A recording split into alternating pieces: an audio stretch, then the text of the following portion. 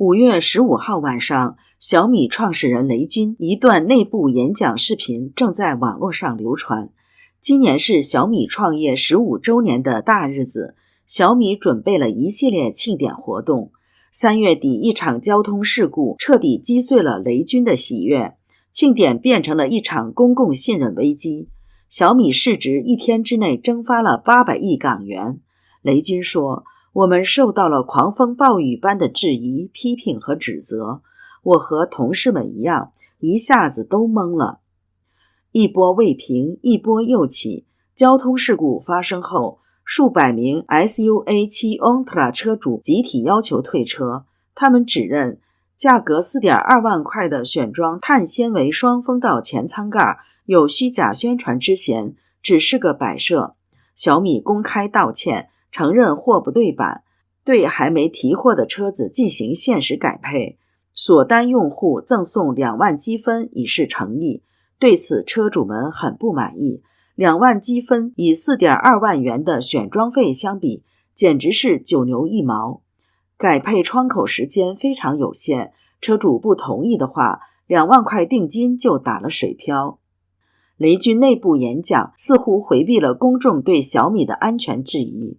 财新网5月16号的报道指出，雷军发言大多是一种表态，对3月29号 SU7 事故并没有提供更多有用的细节。这里是希望世界要闻透视，我是王潇。我们看到雷军在视频中表示，一位熟悉汽车行业的朋友告诉他，造车遭遇交通事故在所难免。雷军说，他一开始造车就特别关心安全问题，在 SU7 上市1年多的时间里，他自认小米汽车的质量一直是他引以为傲的东西，但他万万没有想到，这场交通事故，公众对小米汽车的期待和要求远超了想象。雷军说道，汽车事故对他的打击如此之大，这让他意识到小米已经15岁了，不再是行业新人，没有了新手保护期。雷军是一个自带流量的人，但据南风窗旗下媒体研财经引述很多人的说法，小米模式正在被流量反噬。小米汽车自问世以来，一度迅速成为车圈顶流，拥有相当高的人气和粉丝忠诚度，一时间风头无两。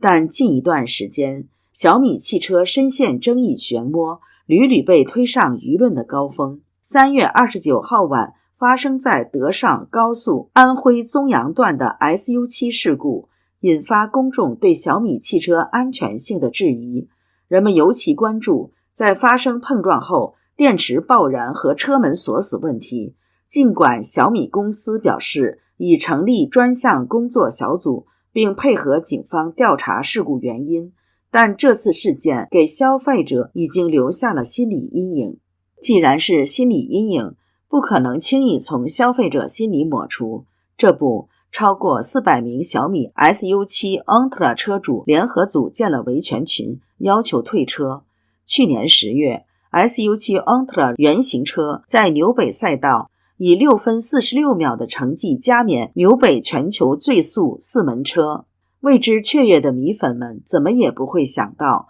复刻原型车同造型的挖孔前舱盖设计会陷入一种宣传话术，与实际产品功能严重不符。这款前舱盖的选装价是 4.2 万块，却只是一个摆设。这台赛道神车的小米高端车型官方指导价 52.99 万元起。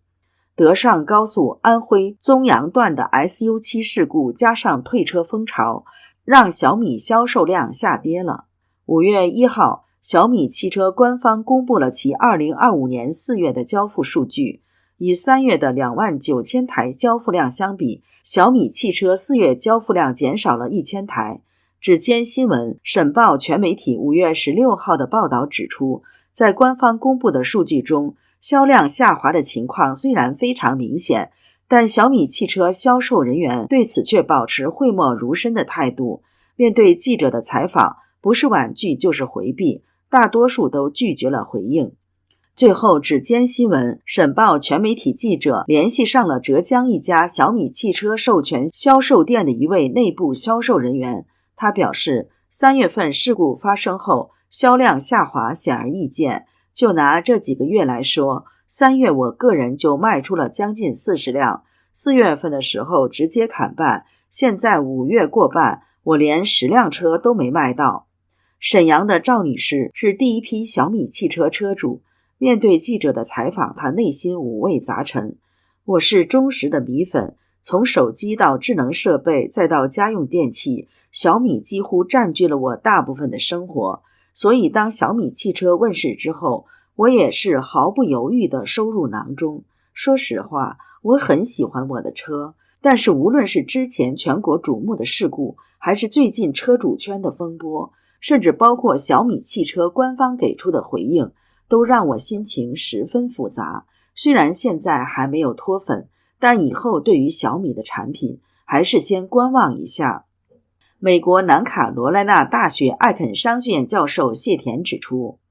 这个显然是一个中共一窝蜂搞大跃进的结果，几百家电动车车厂技术也不成熟，安全性不能得到保障，但是中共为了它的那个新质生产力，为了促进 GDP 呢，在盲目的推进，这实际上是在拿中国人民的命来换 GDP， 是中国老百姓的命呢，在中共眼里根本不值钱。这种烧人的事情呢，我记得有一个数，每个月就有700起这样的事情，但是媒体呢从来不报道，这个实际上是中共犯罪。正常国家如果出现这种事情的话呢，假如在美国特斯拉要把人烧死在里边，那马上这个所有的汽车都不能够再销售，已经卖掉的车都要召回，把这问题解决了以后才能继续销售。而中国呢，现在烧死了这么多人，中国还在继续推动，那对他来说呢，这个 GDP 是最重要的。如果他一旦因为安全问题把销售停下来或制造停下来，中国经济呢就会受到巨大的打击。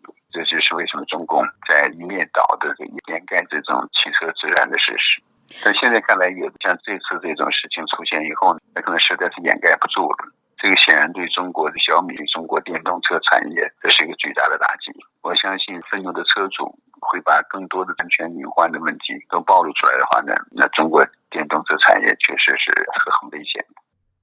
小米车经常出事，据电动车车主反映，保险公司的保费一路涨，去年他的车保是5000块钱人民币一年，今年就涨到9000块，差不多翻了1倍。他没有办法申诉，最后只有抗议，弄个大纸牌子挂在车子上，车开到哪儿就走到哪儿。他觉得很冤，一次交通事故都没出，这一年都是很平平安安的，然后你这个保费一下就给涨到9000块，他很不服气。谢田认为，保险公司的做法是很自然的，他要计算成本，计算事故发生的几率，保费从5000升到9000块，应该是很多保险公司拒绝给电动汽车投保，保险公司不是要来赔钱的，他是要赚钱的，所以他可能只能会拼命往上加保费，加到足够高的时候，人们明显发现保费这么高的话，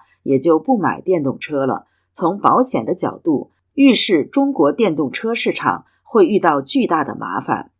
政府可不管这些，他要发展新能源产业，发展电动汽车，还要变相强制市民买电动车。一位北京市民反映说，北京早就规定了，买车是要摇号的，摇到号以后不允许买传统汽车，只能买电动车，北京市政府才给上车牌。谢田认为这是强迫买卖，问题更大。你认为呢？请留言告诉我们。这里是希望世界要闻透视，感谢你的陪伴与思考，请订阅、分享并打开小铃铛，一起在动荡中坚守真相，在黑暗中点燃希望。